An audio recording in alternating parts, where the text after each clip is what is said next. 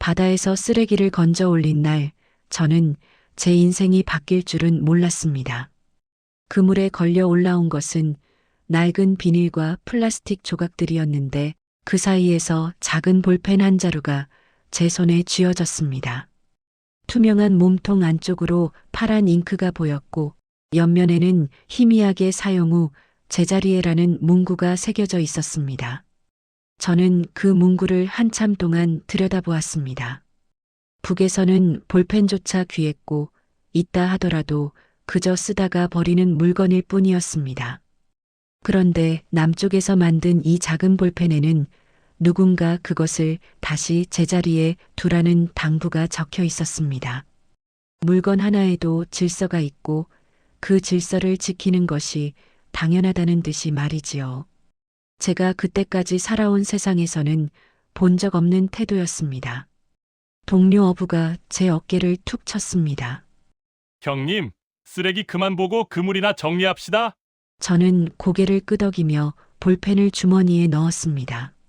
하지만 그날 이후로 그 볼펜은 제 머릿속을 떠나지 않았습니다. 일을 하면서도 밥을 먹으면서도 잠자리에 누워서도 그 문구가 떠올랐습니다. 그날 저녁 저는 숙소로 돌아와 볼펜을 다시 꺼내 보았습니다. 손전등 불빛 아래에서 천천히 돌려보니 작은 글씨들이 더 보였습니다. 제조사 이름과 전화번호, 그리고 고객센터라는 단어까지 적혀 있었습니다. 볼펜 하나를 만들고도 문제가 생기면 연락하라고 번호를 남겨둔 것이었습니다. 저는 그 순간 가슴이 이상하게 뛰는 것을 느꼈습니다. 누군가는 이 작은 물건 하나에도 책임을 지고 있다는 사실이 낯설었습니다. 북에서 우리는 배급을 받았고 고장나면 그냥 버렸습니다. 누구에게 따지거나 물어볼 곳도 없었고 그게 당연한 줄 알았습니다. 하지만 이 볼펜에는 만든 사람의 이름과 연락처가 있었고 심지어 사용 후 제자리에라는 부탁까지 담겨 있었습니다. 그저 물건을 파는 게 아니라 그 물건을 쓰는 사람과 관계를 맺고 싶어 하는 것처럼 보였습니다. 밤마다 저는 누워서 생각했습니다. 저 바다 너머에는 어떤 삶이 있을까? 볼펜 하나에도 정성을 담고 사소한 물건조차 제자리로 돌려놓는 사람들이 사는 곳은 과연 어떤 모습일까? 제가 매일 잡는 물고기도 제가 쓰는 그물도 모두 낡고 거칠었지만 그것이 당연하다고 여기며 살아왔습니다. 하지만 이제는 달랐습니다. 뭔가 잘못되었다는 생각이 들기 시작했고 그 생각은 점점 커져만 갔습니다. 저는 볼펜을 꺼내 천천히 눌러보곤 했습니다. 딸각, 딸각. 버튼을 누를 때마다 심이 나왔다 들어갔다 했습니다. 잉크는 아직 남아 있었고 종이에 대보니 글씨도 잘 써졌습니다. 남쪽 사람은 이걸 버렸지만 북에서는 누구도 가져보지 못할 물건이었습니다. 그 간극이 제게는 너무 컸고 그 간극 속에서 저는 점점 남쪽이 궁금해졌습니다. 보름쯤 지났을 무렵 저는 바닷가를 걸으며 수평선을 바라보기 시작했습니다. 저 너머에는 정말 다른 세상이 있을까? 볼펜 하나를 만들면서도 쓰는 사람을 생각하는 그런 사람들이 사는 곳이 정말 있을까? 질문은 끝이 없었고 답은 하나밖에 없었습니다. 직접 가보는 것 말이지요. 한 달쯤 지났을 무렵 저는 해안 경비대가 순찰을 도는 시간을 슬쩍 살피기 시작했습니다. 언제 어디로 지나가는지, 불빛은 얼마나 밝은지, 바닷물의 흐름은 어느 방향인지, 아무도 눈치채지 못하게 조심스럽게, 하지만 분명한 목적을 가지고 관찰했습니다. 볼펜을 만진 손끝에는 이상한 확신이 차올랐습니다. 저는 이 바다를 건너야 한다고, 남쪽으로 가야 한다고 말이지요. 어느 날 밤 저는 볼펜을 꺼내 작은 종이 조각에 글씨를 써보았습니다. 나는 간다라고 적었습니다. 글씨는 또렷했고 잉크는 번지지 않았습니다. 저는 그 종이를 작게 접어 볼펜과 함께 주머니 깊숙이 넣었습니다. 그 순간 저는 알았습니다. 이건 단순한 호기심이 아니라 제 삶을 바꿀 결심이라는 것을 말입니다. 바다는 여전히 어두웠고 파도 소리는 밤마다 들려왔습니다. 하지만 그 소리가 이제는 달랐습니다. 두려움이 아니라 희망처럼 들렸습니다. 저는 창밖으로 보이는 수평선을 바라보며 생각했습니다. 저 너머에는 볼펜 하나도 소중히 여기는 사람들이 있다고, 그곳에서라면 제대로 된 삶을 살 수 있을 거라고 말이지요. 그리고 그 생각은 매일 밤 조금씩 더 선명해졌습니다. 볼펜을 발견한 지 2달쯤 지났을 무렵, 저는 해안 경비 초소의 위치를 모두 외우고 있었습니다.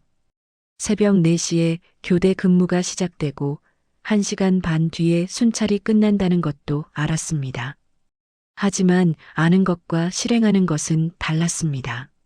머릿속으로는 수백 번 바다를 건넜지만 몸은 여전히 북쪽 땅에 붙어 있었습니다. 저는 매일 아침 일찍 일어나 바닷가로 나갔습니다. 물살의 방향을 살피고 파도의 높이를 가늠하고 바람의 세기를 느꼈습니다. 동료들은 제가 성실한 어부라고 생각했지만 사실 저는 탈출 경로를 그리고 있었습니다. 주머니 속 볼펜을 만지작거리며 저 수평선 너머로 가는 방법을 끊임없이 궁리했습니다. 어느 날 저녁 동료 한 명이 술잔을 기울이며 제게 물었습니다. 형님, 요즘 무슨 생각 그렇게 많이 하십니까? 저는 웃으며 고개를 저었습니다.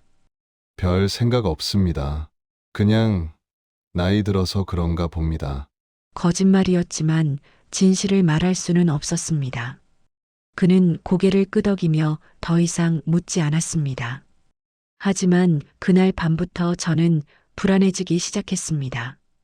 혹시 누군가 제 행동을 이상하게 여기고 있는 건 아닐까? 새벽마다 바다를 살피는 모습이 수상하게 보이는 건 아닐까? 북에서는 의심만으로도 사람이 끌려가는 일이 흔했습니다. 저는 더 조심스러워졌고 동시에 더 급해졌습니다. 그날 밤 저는 볼펜을 꺼내 다시 한번 들여다보았습니다. 사용 후 제자리에라는 문구는 여전히 희미하게 남아 있었습니다. 저는 생각했습니다. 제자리란 어디일까? 제게 제자리는 이곳이 아닌 것만은 분명했습니다. 볼펜을 바지 주머니 깊숙이 넣고 저는 잠자리에 누웠습니다. 하지만 잠은 쉽게 오지 않았습니다. 며칠 뒤 저는 해안가에서 한 남자와 마주쳤습니다. 보아놓은 옷을 입지 않았지만 눈빛이 날카로웠습니다. 그는 담배를 피우며 제게 다가왔습니다. 요즘 자주 보이시네요. 물고기가 많이 잡힙니까? 저는 애써 침착하게 대답했습니다. 그냥 바람 쐬러 나왔습니다. 나이 들면 잠이 잘 안 와서요. 그는 저를 한참 쳐다보더니 천천히 고개를 끄덕였습니다.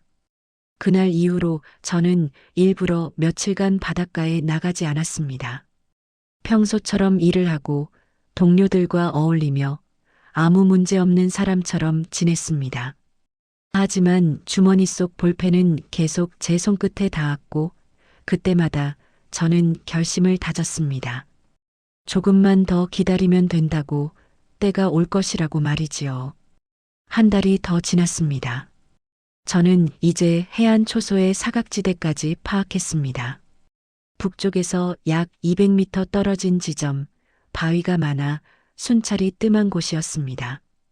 그곳에서 바다로 들어가면 최소한 첫 30분은 들키지 않을 수 있었습니다. 30분이면 충분하다고 생각했습니다. 일단 바다에 몸을 맡기면 남쪽으로 흘러갈 것이라고 믿었습니다.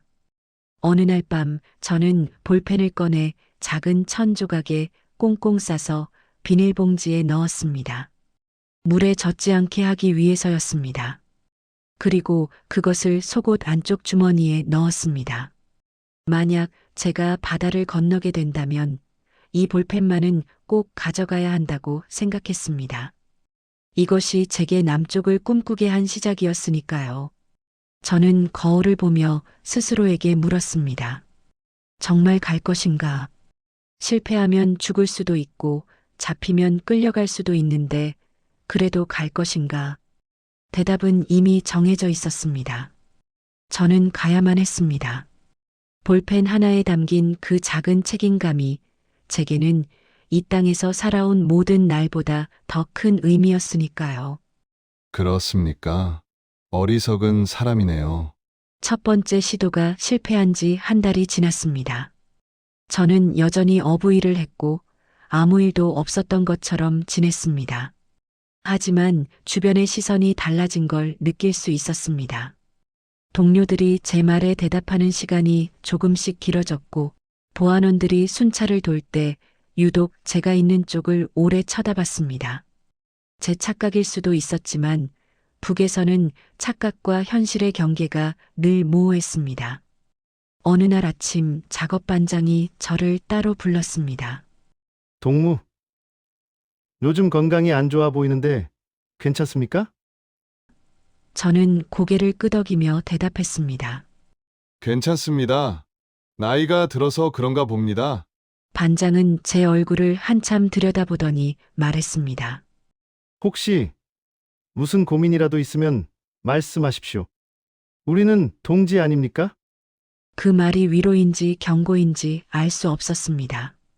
저는 웃으며 고개를 저었습니다. 고민 같은 거 없습니다. 그저 물고기나 열심히 잡아야지요. 반장은 어깨를 두드리고 돌아갔지만 저는 그날 하루 종일 불안했습니다. 혹시 누군가 제 행동을 보고했던 건 아닐까? 혹시 제가 바다에 들어갔던 그날 밤을 누군가 목격했던 건 아닐까? 며칠 뒤 더 확실한 신호가 왔습니다. 숙소에 돌아왔을 때 제 짐이 조금 흐트러져 있었습니다. 아주 미세하게 일반 사람이라면 눈치채지 못할 정도였지만 저는 알 수 있었습니다. 누군가 제 물건을 뒤졌다는 것을 말이지요. 저는 재빨리 주머니를 확인했습니다. 다행히 볼펜은 그대로 있었습니다. 저는 그것을 꺼내 속옷 안쪽 주머니에 넣었습니다. 이제는 한시도 몸에서 떼어놓을 수 없었습니다. 그날 밤 저는 잠을 이룰 수 없었습니다. 천장을 바라보며 생각했습니다. 이대로 기다리다가는 정말로 끌려갈지도 모른다고. 아직 확실한 증거는 없겠지만 의심만으로도 충분한 곳이 북이었습니다. 저는 결심했습니다. 더 늦기 전에 움직여야 한다고 말이지요. 다음 날부터 저는 새로운 계획을 세우기 시작했습니다. 맨몸으로 헤엄쳐서는 안 된다는 걸 이미 배웠습니다. 그렇다면 뭔가 붙잡을 수 있는 것이 필요했습니다. 저는 작업장 창고를 살펴봤습니다. 낡은 스티로폼 상자들이 쌓여 있었고 비닐끈도 있었습니다. 조심스럽게 하나씩 챙겨서 숙소 구석에 숨겼습니다. 한 달쯤 지나자 스티로폼 상자 5개와 비닐끈 몇 묶음이 모였습니다. 저는 밤마다 그것들을 엮어가니 부표를 만들었습니다. 소리가 나지 않게 조심하면서 천천히 꼼꼼하게 작업했습니다. 주머니 속 볼펜을 만지작거리며 이번에는 꼭 성공할 거라고 되뇌었습니다. 그런데 어느 날 저녁 예상치 못한 일이 벌어졌습니다. 같은 숙소를 쓰는 동료가 제게 다가와 작은 목소리로 말했습니다. 형님, 조심하십시오. 보안원들이 형님 얘기를 하더군요. 저는 심장이 철렁 내려앉는 걸 느꼈습니다. 무슨 얘기를 하던가요? 동료는 주위를 살피며 말했습니다. 수상한 행동을 한다고 감시를 강화하라고 하더군요. 저는 고개를 끄덕이며 대답했습니다. 고맙습니다. 조심하겠습니다. 동료는 더 이상 말하지 않고 돌아갔습니다. 저는 그날 밤 만들어둔 부표를 모두 뜯어서 버렸습니다. 숙소에 두었다가는 발각될 게 뻔했으니까요. 한 달 동안 준비한 것이 한순간에 물거품이 되었지만 어쩔 수 없었습니다. 며칠 뒤 저는 보안원 한 명과 마주쳤습니다. 그는 담배를 피우며 제게 물었습니다. 요즘 일은 잘 되십니까? 저는 최대한 태연하게 대답했습니다. 그냥 그렇습니다. 물고기가 예전만 못합니다. 보안원은 고개를 끄덕이며 말했습니다. 건강 관리 잘하십시오. 요즘 바다 근처에서 이상한 일들이 자꾸 생깁니다. 그 말이 무엇을 의미하는지 저는 알고 있었습니다. 탈북 시도자들이 계속 나타나고 있다는 뜻이었습니다. 그리고 저도 그중 한 명으로 의심받고 있다는 뜻이기도 했습니다. 저는 웃으며 대답했습니다. 그렇습니까? 저는 그냥 물고기나 잡으면 됩니다. 보안원은 저를 한참 쳐다보다가 돌아갔습니다. 그날 밤 저는 볼펜을 꺼내 오랫동안 들여다보았습니다. 사용 후 제자리에라는 문구는 이제 거의 지워질 정도로 희미했습니다. 저는 손가락으로 그 글씨를 따라 쓰며 생각했습니다. 과연 제가 제자리를 찾아갈 수 있을까?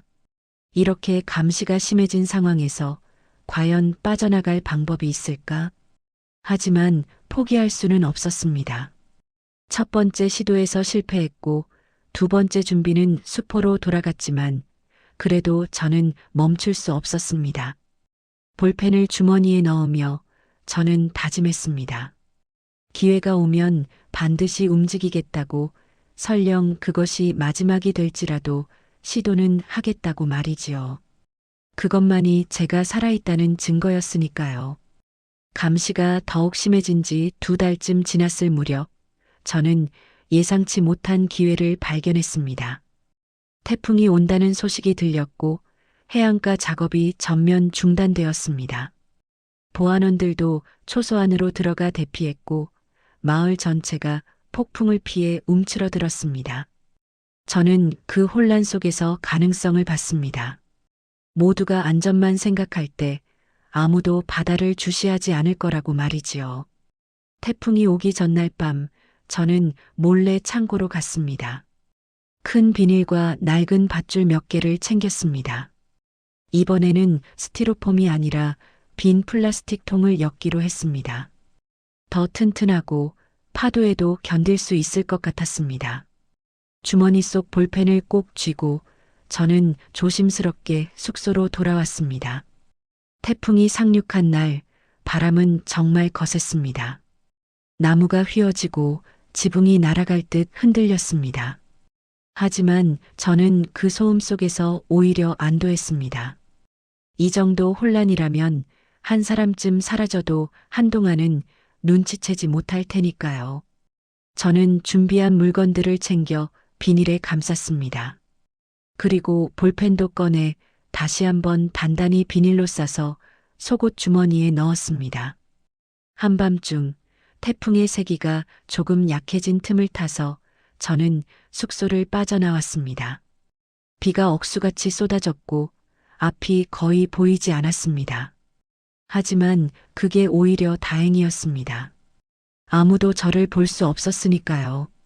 저는 해안가로 향했습니다. 평소라면 30분 거리였지만 그날은 1시간이 넘게 걸렸습니다.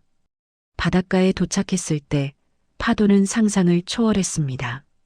몇 미터 높이로 치솟았다가 무너지는 물기둥을 보며 저는 잠시 망설였습니다. 이건 자살 행위가 아닐까? 하지만 뒤돌아갈 수도 없었습니다. 이미 준비한 물건들을 들고 여기까지 왔고 다시 돌아가면 의심받을 게 뻔했습니다.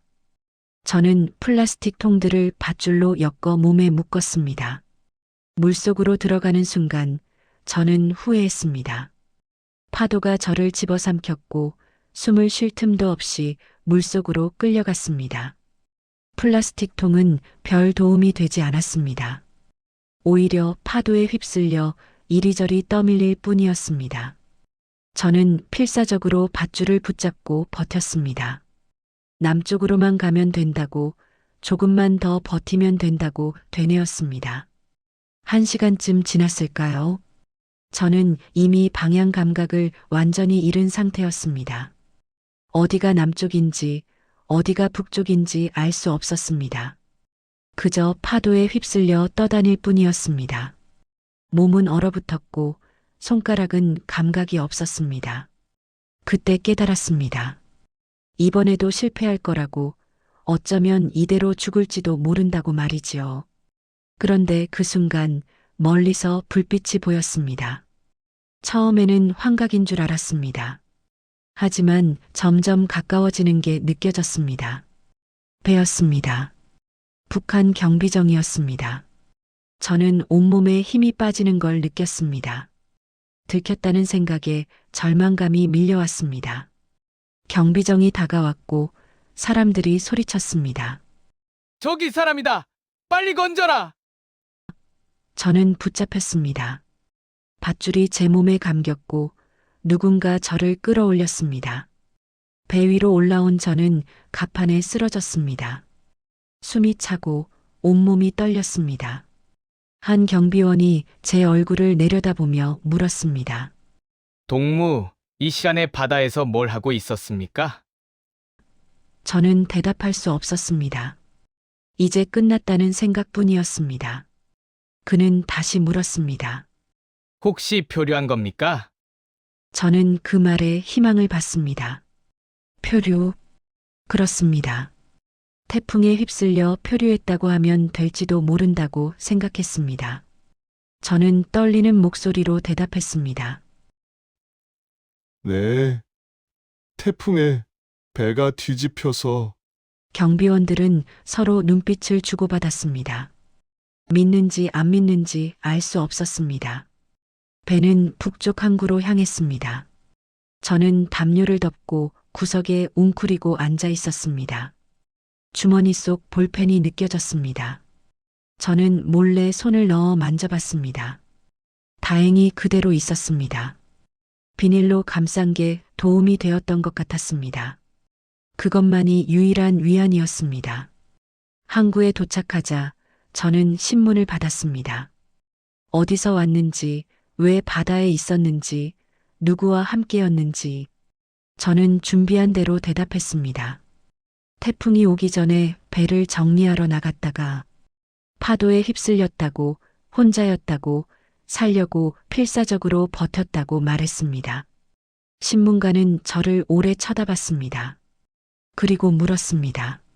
정말 그게 전부입니까? 저는 고개를 끄덕였습니다. 네. 그게 전부입니다. 그는 한숨을 쉬며 서류에 뭔가를 적었습니다. 일단 돌아가십시오. 하지만 앞으로 조심하십시오. 다음에 또 이런 일이 생기면 우리도 어쩔 수 없습니다. 저는 풀려났습니다. 믿기지 않았지만 사실이었습니다. 어쩌면 태풍 때문에 혼란스러워서, 어쩌면 증거가 부족해서 그랬을지도 모릅니다. 하지만 이유가 무엇이든 저는 살아남았습니다. 숙소로 돌아온 저는 볼펜을 꺼내 말렸습니다. 비닐 덕분에 물이 거의 스며들지 않았습니다. 저는 버튼을 눌러봤습니다. 딸각. 여전히 작동했습니다. 종이에 대본이 글씨도 써졌습니다. 저는 그 순간 눈물이 났습니다. 2번이나 실패했습니다. 2번이나 죽을 뻔했습니다. 하지만 볼펜은 여전히 제 손에 있었고 저도 여전히 살아 있었습니다. 저는 볼펜을 꼭 쥐고 생각했습니다. 다시 시도할 것인가? 이제 그만둘 것인가? 대답은 이미 정해져 있었습니다. 저는 멈출 수 없었습니다. 제자리를 찾을 때까지는 말이지요. 2번째 실패 이후 저는 6개월을 기다렸습니다. 성급하게 움직였다가는 정말로 끝이라는 걸 이제는 알고 있었습니다. 그 기간 동안 저는 모범적인 어부로 지냈습니다. 누구보다 일찍 나가고 누구보다 많은 물고기를 잡았습니다. 회의 때는 적극적으로 발언했고 동료들을 도왔습니다. 주변의 의심을 완전히 지우기 위해서였습니다. 그리고 저는 배웠습니다. 태풍 속에서 바다를 건너려던 건 무모했다는 것을, 플라스틱 통 같은 것으로는 부족하다는 것을 말이지요. 이번에는 제대로 된 계획이 필요했습니다. 저는 밤마다 해류와 조류를 공부했습니다. 어느 시기에 어느 지점에서 출발하면 남쪽으로 흘러갈 수 있는지 철저히 파악했습니다. 5월 초순 기회가 왔습니다. 봄철 대족이었습니다. 물살이 빠르고 남쪽으로 흐르는 해류가 가장 강한 시기였습니다. 저는 조심스럽게 준비를 시작했습니다. 이번에는 어선 작업장에서 낡은 구명조끼 하나를 몰래 챙겼습니다. 찢어진 부분을 천으로 기워서 쓸 수 있을 것 같았습니다. 그리고 또 하나 저는 큰 비닐봉지 여러 개를 모았습니다. 그것을 겹겹이 싸서 공기주머니를 만들 계획이었습니다. 스티로폼이나 플라스틱 통보다는 눈에 띄지 않고 물에도 잘 뜰 것 같았습니다. 모든 준비는 극도로 조심스럽게 진행했습니다. 이번이 마지막 기회라는 걸 알고 있었으니까요. 5월 12일 밤 저는 출발했습니다. 달이 없는 금음이었고 구름까지 끼어 있어서 어둠이 짙었습니다. 저는 준비한 물건들을 챙겨 해안가로 향했습니다. 심장은 미친 듯이 뛰었지만 발걸음은 침착했습니다. 2번의 실패가 저를 단련시켰습니다. 바위 뒤에 숨어서 구명조끼를 입었습니다. 그리고 비닐 공기주머니를 가슴에 묶었습니다. 주머니 속 볼펜을 다시 한번 확인했습니다. 여전히 그 자리에 있었습니다. 저는 깊게 숨을 들이마셨습니다.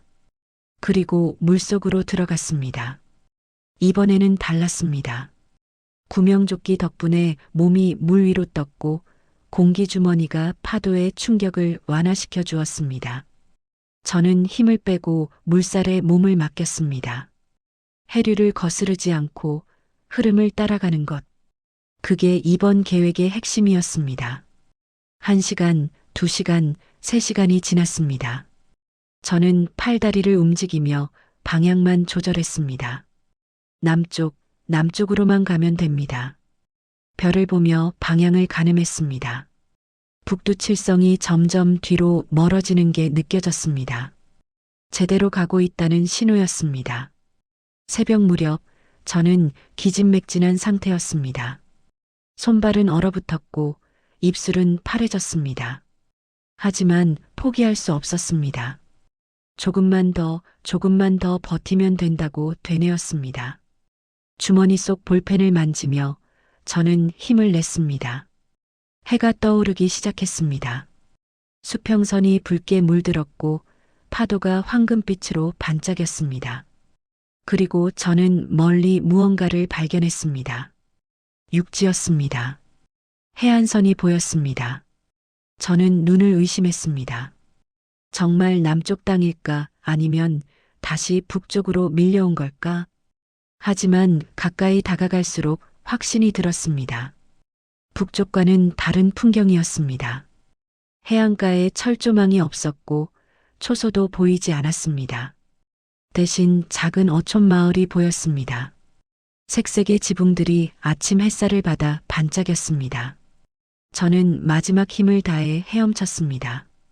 파도가 저를 해변으로 밀어냈고 저는 모래사장에 쓰러졌습니다. 얼마나 누워 있었는지 모르겠습니다. 의식이 흐릿했고 몸은 꼼짝도 할 수 없었습니다.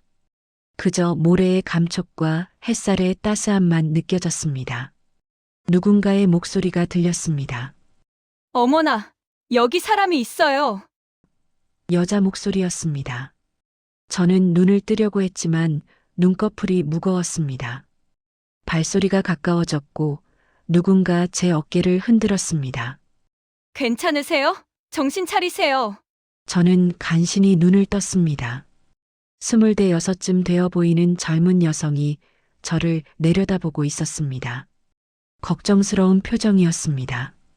저는 입을 열려고 했지만 목소리가 나오지 않았습니다. 여성은 뒤를 돌아보며 소리쳤습니다. 아버지, 빨리 오세요. 사람이 쓰러져 있어요. 곧 나이 든 남자가 달려왔습니다. 그는 제 상태를 살피더니 말했습니다. 일단 우리 집으로 옮기자. 이대로 두면 안 되겠다. 두 사람이 저를 부축해서 일으켰습니다. 저는 비틀거리며 걸었습니다. 다리에 힘이 없었고 세상이 빙빙 돌았습니다. 작은 집으로 들어갔습니다. 그들은 저를 방에 눕히고 따뜻한 물과 담요를 가져왔습니다. 여성이 물을 떠서 제 입에 대주었습니다. 천천히 드세요. 괜찮으세요? 저는 고개를 끄덕였습니다. 물이 목으로 넘어가며 비로소 살아있다는 실감이 났습니다. 노인이 조심스럽게 물었습니다. 어디서 오셨습니까? 배에서 떨어지신 겁니까? 저는 대답해야 할지 말아야 할지 망설였습니다. 하지만 더 이상 거짓말을 할 힘도 없었습니다. 저는 작은 목소리로 대답했습니다. 북쪽에서 왔습니다. 두 사람은 놀란 표정을 지었습니다. 하지만 두려워하거나 거부하지 않았습니다. 여성이 부드럽게 말했습니다. 일단 쉬세요. 지금은 아무 걱정 마시고요. 노인도 고개를 끄덕였습니다. 그렇습니다. 일단 몸을 추스르는 게 먼저지요. 저는 눈물이 났습니다. 성공했다는 안도감, 살아남았다는 기쁨, 그리고 이 낯선 사람들의 친절함이 한꺼번에 밀려왔습니다. 저는 주머니에 손을 넣어 볼펜을 꺼냈습니다. 비닐에 쌓인 채로 온전했습니다. 저는 그것을 꼭 쥐고 잠에 빠져들었습니다. 제자리를 향한 긴 여정이 드디어 끝났다는 생각과 함께 말이지요. 눈을 떴을 때는 이미 해가 중천에 떠 있었습니다. 저는 낯선 방에 누워 있었고 깨끗한 이불이 덮여 있었습니다. 몸은 여전히 무거웠지만 어제보다는 훨씬 나았습니다. 방문이 조용히 열리며 어제 그 젊은 여성이 들어왔습니다. 그녀는 웃으며 말했습니다. 깨어나셨군요. 많이 편찮으셨을 텐데 이제 좀 괜찮으세요? 저는 몸을 일으키려 했지만 그녀가 손을 내저었습니다. 아직 무리하지 마세요. 천천히 회복하셔야 합니다. 그녀는 쟁반을 들고 와서 제 옆에 놓았습니다. 따뜻한 죽과 반찬 몇 가지가 담겨 있었습니다. 드실 수 있겠어요? 일단 속부터 채우셔야 해요. 저는 숟가락을 들었습니다. 손이 떨렸지만 간신히 죽을 떠서 입에 넣었습니다. 따뜻하고 부드러웠습니다. 북에서는 이런 죽을 먹어본 적이 없었습니다. 쌀알이 보드랍게 풀어져 있었고 간도 적당했습니다. 저는 한 술, 두 술 먹으며 눈물이 날 뻔했습니다. 그녀는 조용히 앉아서 제가 먹는 것을 지켜봤습니다. 재촉하지도 말을 걸지도 않았습니다. 그저 제가 편안하게 먹을 수 있도록 기다려 주었습니다. 한참 뒤 저는 숟가락을 내려놓으며 말했습니다. 감사합니다. 정말 감사합니다. 그녀는 고개를 저었습니다. 당연한 일을 했을 뿐이에요. 누가 됐든 쓰러져 있는 사람을 그냥 지나칠 수는 없잖아요. 그 말이 저에게는 큰 울림으로 다가왔습니다. 북에서는 모든 게 의심과 경계의 대상이었습니다. 하지만 이곳에서는 쓰러진 낯선 사람을 당연히 도와야 할 대상으로 여기고 있었습니다. 며칠이 지났습니다. 저는 그 집에서 조금씩 회복해 갔습니다. 노인의 이름은 박 씨였고 그의 딸 이름은 은경이었습니다. 노인은 홀로 된 지 오래되었고 은경은 결혼하지 않은 채 아버지를 모시고 살고 있었습니다. 작은 밭을 일구고 바다에서 가끔 고기를 잡아 생계를 꾸려가는 소박한 삶이었습니다. 은경은 매일 제게 식사를 가져다 주었고 필요한 것이 없는지 물어봤습니다. 저는 그럴 때마다 미안하고 고마웠습니다. 제가 너무 폐를 끼치는 것 같습니다. 그러면 그녀는 웃으며 대답했습니다. 폐라니요. 사람이 사람을 돕는 게 무슨 폐예요. 일주일쯤 지났을 무렵 저는 일어나서 걸을 수 있게 되었습니다. 은경은 제게 깨끗한 옷을 건네주었습니다. 아버지 옷인데 입어보세요. 크기가 맞을 거예요. 저는 옷을 받아 갈아입었습니다. 오랜만에 깨끗한 옷이었습니다. 거울을 보니 많이 야윈 얼굴이 보였지만 눈빛만은 살아 있었습니다. 저는 주머니에서 볼펜을 꺼냈습니다. 비닐을 풀고 천천히 닦았습니다. 사용 후 제자리에라는 문구는 이제 거의 보이지 않을 정도였지만 저는 그 위치를 정확히 알고 있었습니다. 버튼을 눌러봤습니다. 딸각. 여전히 잘 작동했습니다. 저는 그것을 소중히 주머니에 다시 넣었습니다. 어느 날 저녁 은경이 밭일을 하는 것을 보았습니다. 저는 나가서 도와드리겠다고 했습니다. 그녀는 처음에는 말렸지만 제가 계속 부탁하자 허락했습니다. 그럼 가벼운 것만 하세요. 아직 완전히 회복되지 않으셨잖아요. 저는 밭에서 풀을 뽑았습니다. 오랜만에 하는 노동이었지만 마음은 편안했습니다. 북에서의 노동은 늘 강제와 감시 속에서 이루어졌지만 이곳에서의 노동은 달랐습니다. 스스로 선택해서 감사의 마음으로 하는 일이었습니다. 은경이 제 옆에서 일하며 말했습니다. 저희 집은 별것 없지만 그래도 이렇게 조용히 살 수 있는 게 감사해요. 저는 그녀를 바라봤습니다. 조용히 산다는 게 얼마나 큰 축복인지 이곳 사람들은 모르실 겁니다. 그녀는 잠시 생각하더니 고개를 끄덕였습니다. 그러셨겠네요. 많이 힘드셨죠? 저는 대답 대신 풀을 뽑았습니다. 힘들었다는 말로는 표현할 수 없는 시간들이었습니다. 하지만 이제 그 시간은 끝났습니다.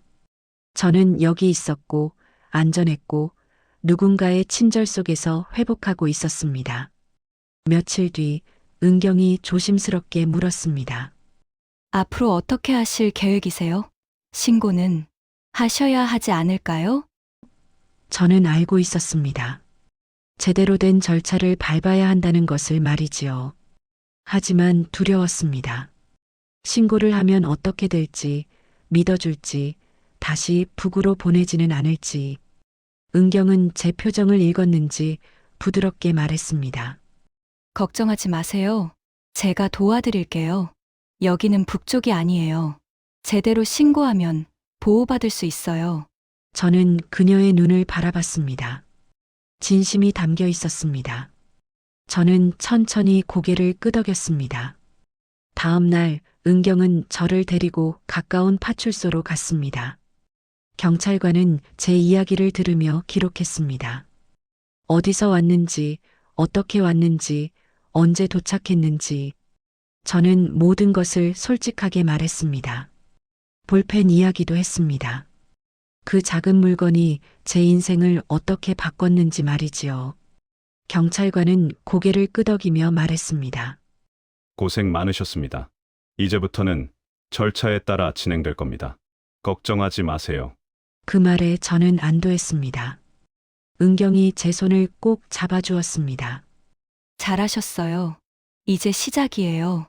그날 밤 저는 은경의 집으로 돌아왔습니다. 방에 앉아 볼펜을 꺼내 들여다봤습니다.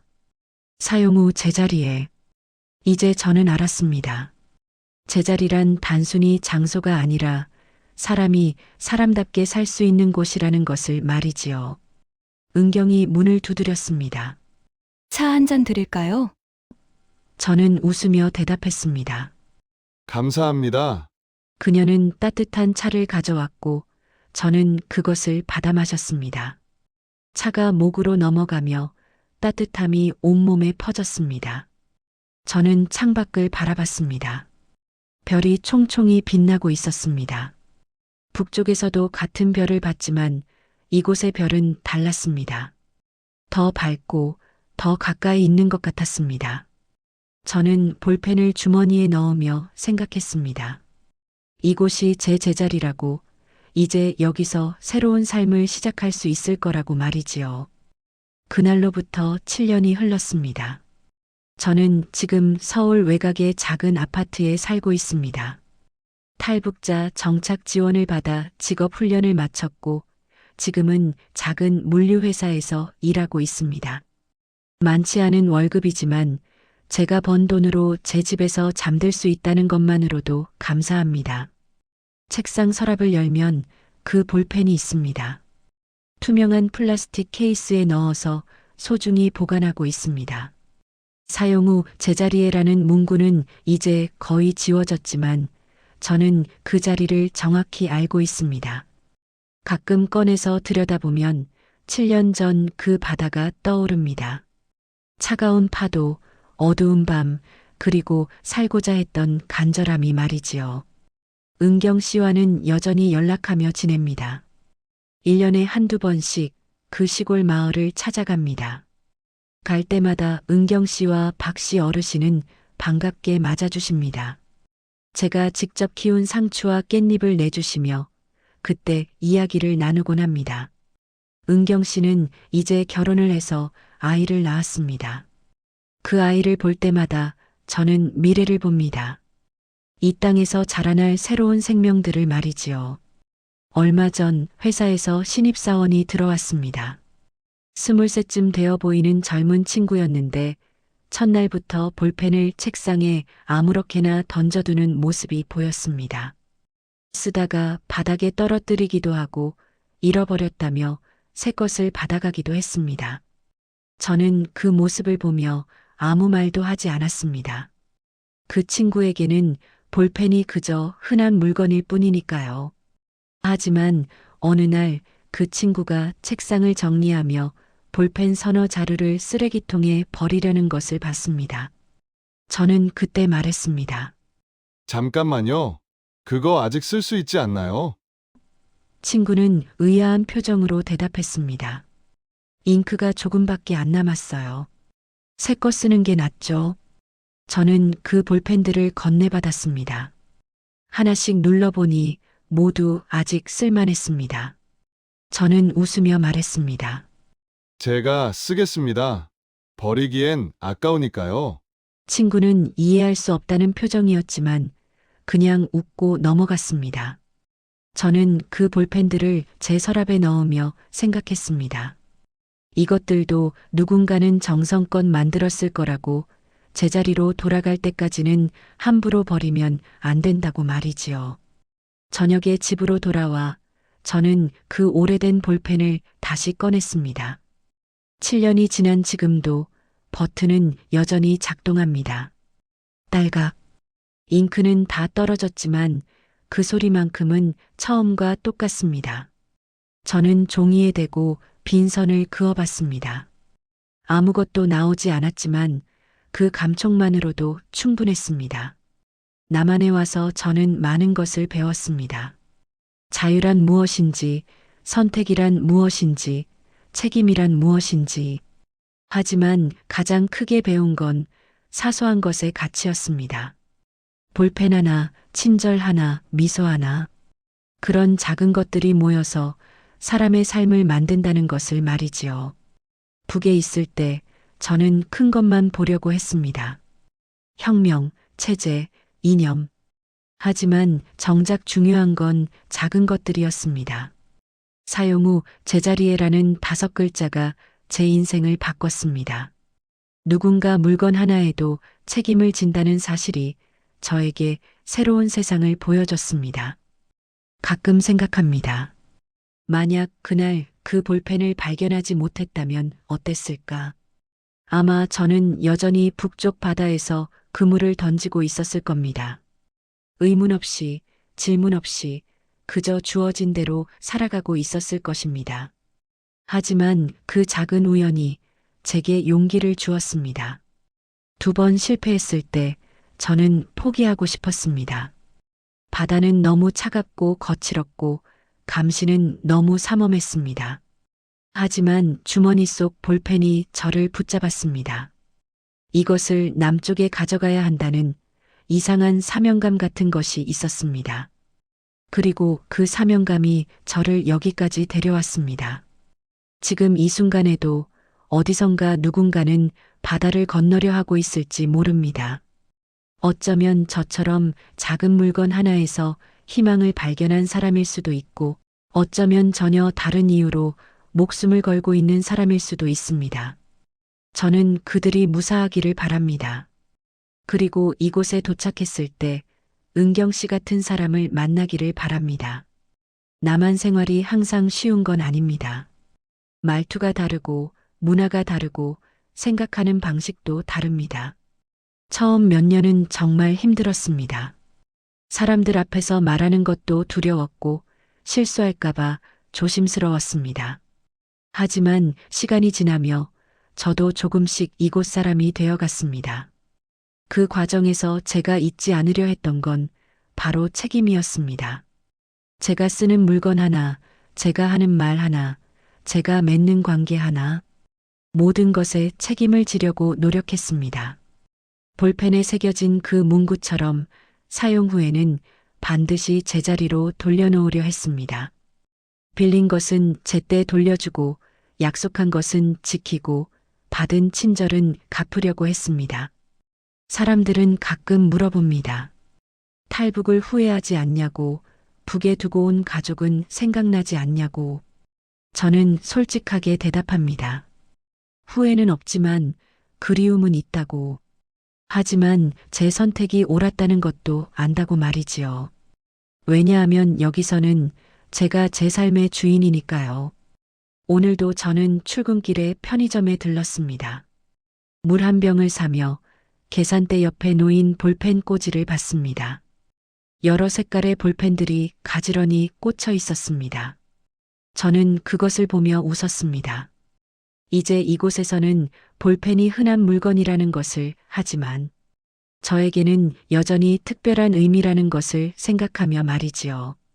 삶이란 결국 작은 것들의 연속입니다. 작은 친절, 작은 책임, 작은 용기. 그것들이 모여서 큰 변화를 만듭니다. 저는 그것을 배웠고 지금도 배우고 있습니다. 그리고 언젠가 누군가에게 제 이야기를 들려줄 수 있다면 이렇게 말하고 싶습니다. 사소한 것을 함부로 여기지 마십시오. 볼펜 하나, 문구 하나에도 누군가의 정성이 담겨 있습니다. 그 작은 것들이 때로는 한 사람의 인생을 바꿀 수 있습니다. 제자리를 찾아가십시오. 그곳이 어디든 당신이 당신답게 살 수 있는 곳이라면 그곳이 바로 제자리입니다. 그리고 절대 포기하지 마십시오. 2번 실패해도 3번 넘어져도 다시 일어날 수 있다면 언젠가는 도착할 수 있습니다. 저는 지금 제 제자리에 있습니다. 볼펜을 서랍에 넣으며 저는 조용히 감사했습니다. 그 작은 물건이 제게 준 용기에, 그리고 이 자리까지 저를 인도해 준 모든 순간들의 말이지요.